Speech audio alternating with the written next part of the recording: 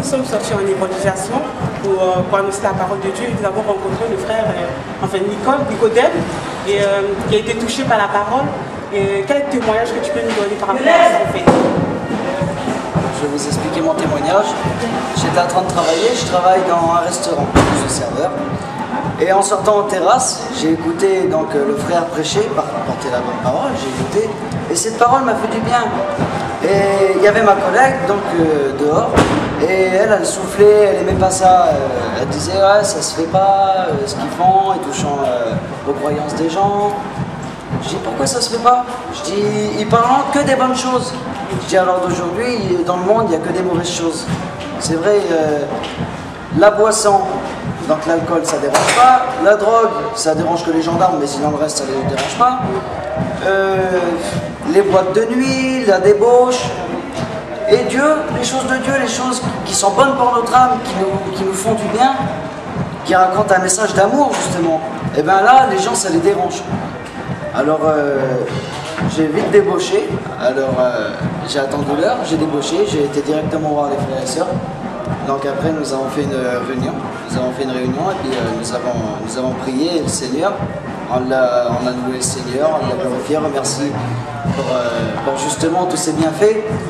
Et je remercie le Seigneur pour ça parce qu'il nous a bénis pleinement. Voilà.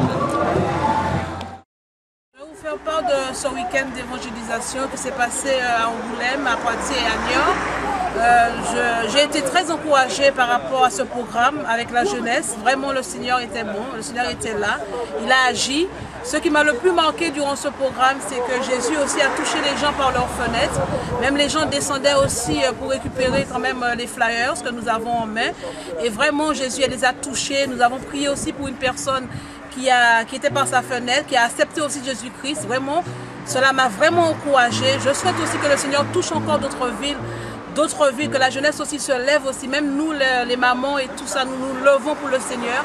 En particulier aussi, même tous ceux et celles qui pensent que le Seigneur ne leur a pas donné d'appel d'évangélisation, mais le Seigneur nous dit une chose, c'est d'ouvrir notre bouche et il la remplira. Et nous sommes là aussi pour aller prêcher la bonne nouvelle, que vraiment nous nous levons pour le Seigneur. Vraiment j'ai été encouragée pour ce week-end d'évangélisation. En ce moment-là, nous terminons à Poitiers. Que le Seigneur vous bénisse. À bientôt. Franchement, tout ce week-end, j'ai vraiment été bénie. Le Seigneur m'a vraiment beaucoup surpris.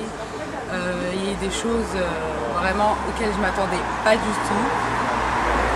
On a vraiment remis ce court voyage entre les mains du Seigneur et il m'a montré encore une fois vraiment qu'il peut convertir, encore qu'il peut toucher et que les âmes pouvaient être touchées.